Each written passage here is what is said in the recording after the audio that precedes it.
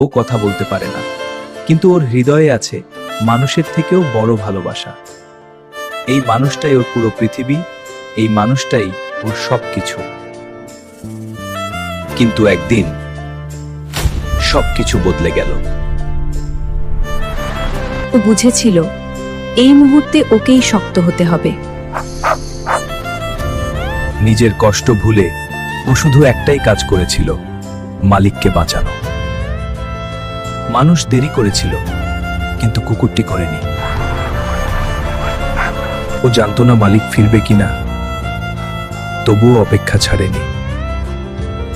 মৃত্যু নয়, আজ হাসপাতাল থেকে ফিরে এলো জীবন, আর সেই জীবনটার পাশে ছিল সেই কুকুরটা যে একদিনও আশা ছাড়েনি।